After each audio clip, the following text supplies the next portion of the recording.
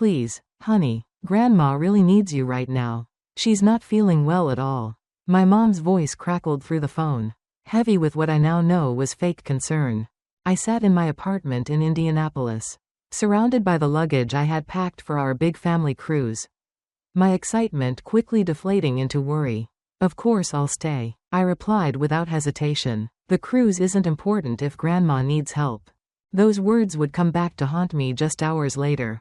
My name is Tara Smith and I'm 28 years old. All my life I've tried to be the responsible daughter, the one who could be counted on when things got tough. But that dedication to family was about to be tested in ways I never imagined. I had been looking forward to this cruise for months. It was supposed to be our first real family vacation in years. Me, my parents, my younger sister Emma, and a few other relatives. I'd even taken time off work and bought new summer clothes. But when Mom called about Grandma being in the hospital, I didn't think twice about canceling. That evening, as I was driving to the hospital, my phone buzzed with a notification. Emma had posted on social media. My heart stopped as I looked at the image. My entire family on the cruise ship. Champagne glasses raised in celebration. Best vacation ever. So blessed to have such an amazing family. Cruise life family time. The caption read. I pulled over, my hands shaking as I stared at the photo. There they were. Mom, Dad, Emma, my aunts and uncles, all smiling broadly on the deck of the ship. They had lied to me. They had deliberately excluded me from the family vacation, using my beloved grandmother as an excuse. When I finally arrived at the hospital, there was no record of my grandmother being admitted. My calls to my parents went straight to voicemail. Emma had blocked me on social media within minutes of my seeing her post. The betrayal felt like a physical blow, knocking the wind out of me. I drove to Grandma's house, tears blurring my vision. To my surprise, her lights were on. When I knocked, she opened the door, looking perfectly healthy and more than a little confused to see me in such a state.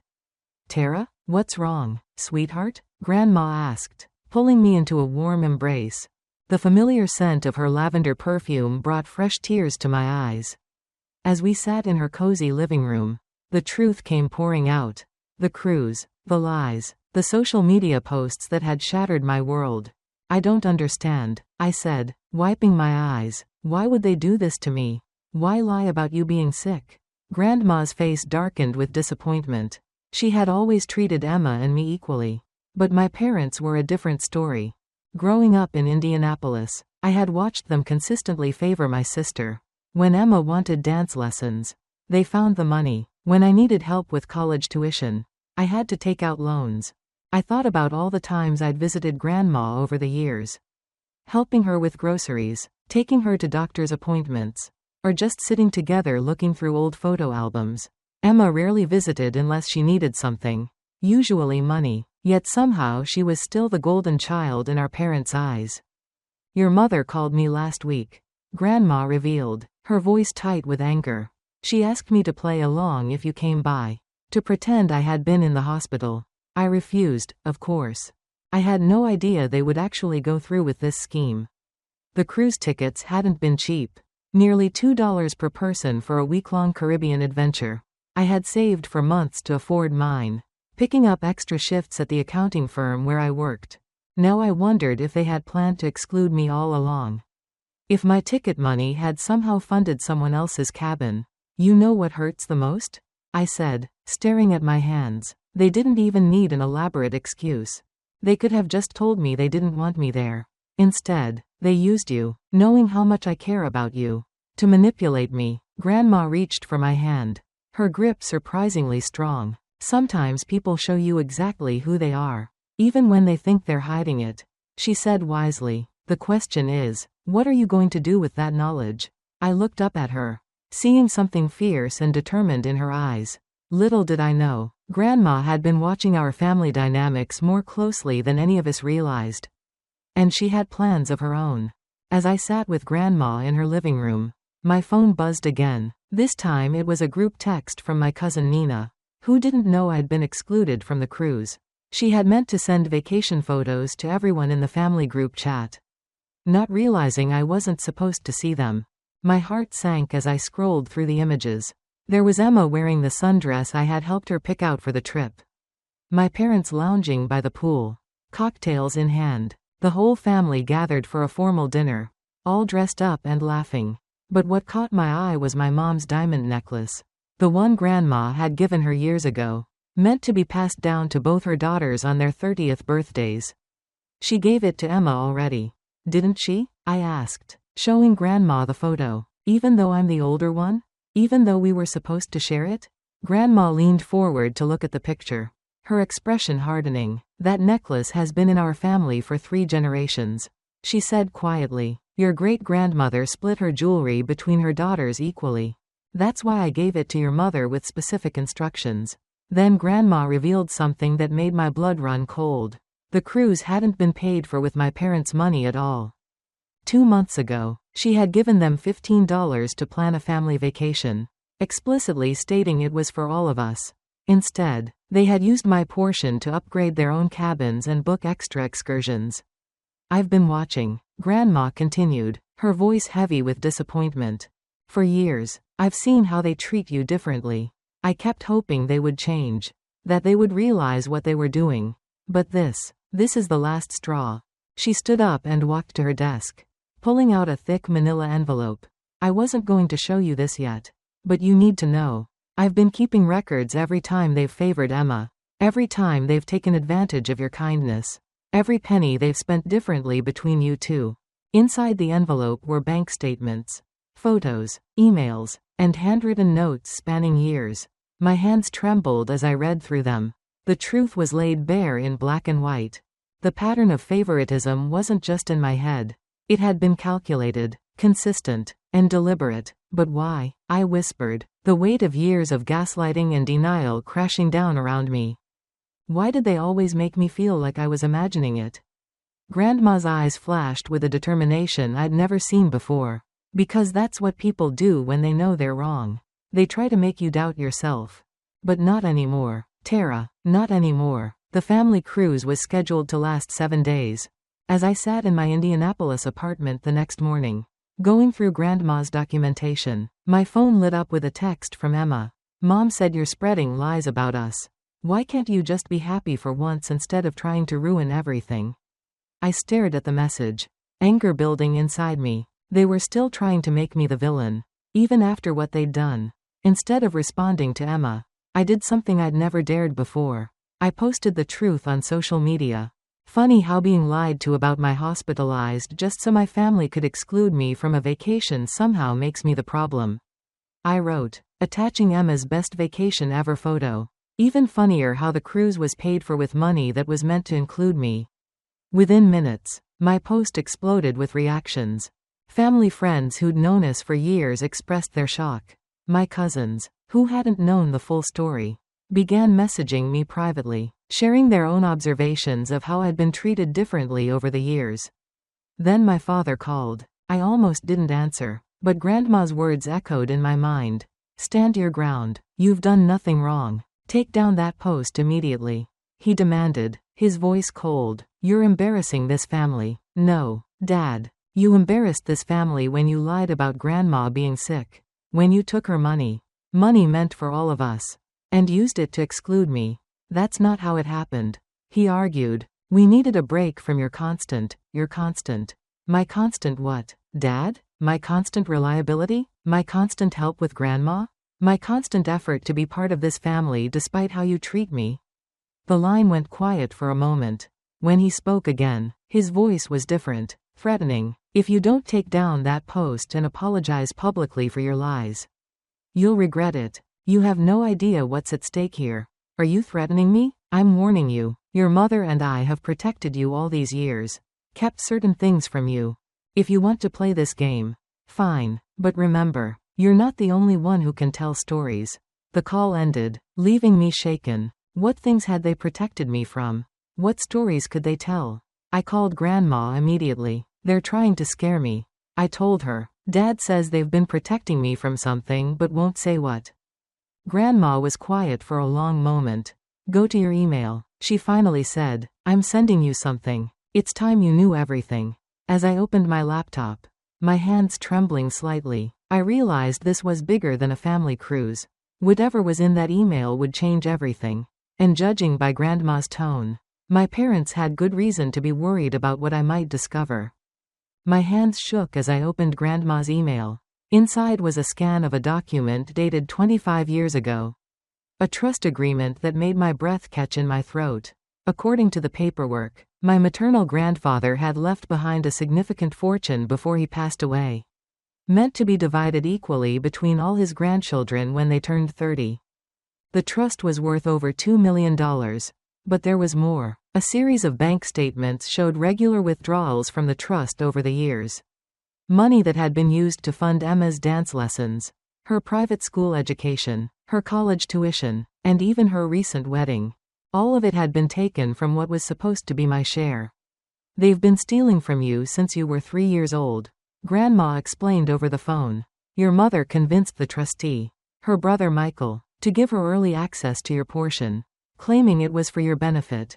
But as you can see, they spent it all on Emma. I finished, my voice hollow. The numbers were staggering. Over $500,000 had been siphoned from my trust fund over the years, while I'd worked multiple jobs to put myself through college. Just then, another email came through, this time from my Uncle Michael. Tara, I can't keep quiet anymore. What they did with the cruise money was the last straw. I've attached documentation of every withdrawal they made from your trust. I'm so sorry. I should have stopped them years ago. The attached files revealed an even darker truth. My parents hadn't just spent my trust fund on Emma. They'd been embezzling money for themselves too. The cruise was just the latest example of their ongoing scheme. Why didn't you tell me sooner? I asked Grandma, trying to process the magnitude of the betrayal. I only discovered the extent of it recently. She replied, when I confronted your mother about it last month. She swore they'd pay it all back. That's when I gave them the cruise money. It was a test, Tara. I wanted to see if they'd finally do the right thing. And they failed spectacularly, I said bitterly. Yes, but their failure has given us exactly what we needed. Proof. Your Uncle Michael has agreed to testify about their manipulation of the trust. Combined with my documentation and the cruise incident, we can take legal action. I finished, a surge of determination replacing my shock. Better than that, Grandma said, and I could hear the steel in her voice. We can make sure they never hurt you again. Check the second attachment in my email. I clicked it open and gasped. It was Grandma's will, recently updated. She had made me the sole heir to her estate, which I now learned included controlling interest in the family company where my father worked as CEO. They're about to discover, Grandma said firmly, that their actions have consequences. The next morning, I met with Uncle Michael at a cafe in downtown Indianapolis. Dark circles under his eyes suggested he hadn't slept much, and his hands trembled slightly as he handed me a thick folder. These are copies of every document, every transaction, he said quietly. I've already sent everything to the family attorney. Your parents? They're going to try to fight this. Tara, they've already called me 6 times since I sent that email. What are they saying? I asked, flipping through the damning evidence of years of financial manipulation. They're claiming it was all done with your best interests in mind. That they were protecting you from having too much money too young. He shook his head in disgust. But I found something else. Something they don't know I know about. He pulled out another document. This one showing a series of recent transfers to an offshore account. They're planning to leave the country. Tara, they've been moving money around. Preparing for something. The cruise wasn't just a vacation. It was a test run. They were checking if their passports would raise any red flags. My blood ran cold. They're planning to run? With what's left of your trust fund? Yes, and Emma's involved. She's been helping them set up accounts in her name to hide the money. Just then, my phone buzzed. It was a text from Emma. I know what you're doing. You've always been jealous of me and now you're trying to ruin everything. Well, guess what? You're too late. By the time you figure it out, we'll be gone and you'll have nothing. I showed the text to Uncle Michael, whose face paled. They're moving faster than I thought. We need to act now. I called Grandma immediately. She answered on the first ring as if she'd been waiting. They're at the family company right now, she said without preamble. Your father's cleaning out his office. Security just called me. Can they stop him? Better. I've already called the police and the FBI Financial Crimes Division. They're on their way. But Tara, she paused. You need to get down there. You're the controlling shareholder now. The paperwork was filed first thing this morning. I stood up, my chair scraping against the floor. They don't know that yet. Do they? Number, and that's our advantage. Get there before they can destroy any evidence. Uncle Michael's documentation proves the theft. But there might be more we don't know about. As I rushed to my car, another text came through, this time from my mother. You ungrateful child. After everything we've done for you, you'll regret this. But for the first time, their threats didn't frighten me. I had the truth on my side, and more importantly, I had nothing left to lose. I arrived at the family company's headquarters just as my parents were walking out, carrying boxes from my father's office. Emma was with them, looking nervous as she glanced around. They froze when they saw me step out of my car. What are you doing here? My father demanded, trying to maintain his authoritative CEO voice. But I could see the fear in his eyes. Funny, I was about to ask you the same thing, I replied calmly, especially since you're removing items from my company without authorization. Your company? Emma scoffed. What are you talking about? I held up my phone, displaying the ownership documents. Grandma transferred her controlling shares to me this morning. And as the new majority shareholder, I'm very interested in these boxes you're carrying. Would they happen to contain evidence of what you did with my trust fund? My mother's face went white. Behind them, police cars pulled into the parking lot. Lights flashing. FBI agents emerged from unmarked vehicles. And I saw Uncle Michael's car arrive with Grandma in the passenger seat. You don't understand, my mother pleaded, her voice shaking. Everything we did was for this family. No, I corrected her. Everything you did was for Emma. And now you are planning to run away with what's left of my money. I turned to my sister. Did you enjoy the cruise? Emma, was it worth it? The FBI agents approached as Emma burst into tears. My father tried to pull her away. But it was too late. The truth had finally caught up with them all. 3 months later, I sat in Grandma's garden in Indianapolis, watching the autumn leaves fall while we shared our morning coffee. The FBI's investigation had revealed even more than we'd suspected. My parents had embezzled not just from my trust fund, but from the company as well. They were now facing federal charges, along with additional civil suits from shareholders. Emma had made a deal with prosecutors agreeing to testify in exchange for immunity. She'd moved to Minnesota, finally forced to support herself without our parents' financial backing. Her last message to me was a lengthy apology. But some wounds run too deep for simple words to heal. You know, Grandma said, sipping her coffee. Your grandfather would be proud of how you handled everything. He always said money reveals people's true characters. I nodded, thinking of the changes I'd implemented at the company. Under my leadership, we'd established a scholarship program for employees' children and created a more transparent financial system. The business was thriving, built on integrity rather than deception. I never wanted any of this, I admitted. I just wanted to be treated fairly. Grandma reached over and squeezed my hand. Sometimes life's greatest blessings come disguised as its greatest challenges. You've turned their betrayal into something positive. She was right. I had found my strength, my purpose, and most importantly, my self-worth. That cruise they took without me? It hadn't been the vacation of a lifetime after all. It had been the beginning of their downfall. And the start of my new life.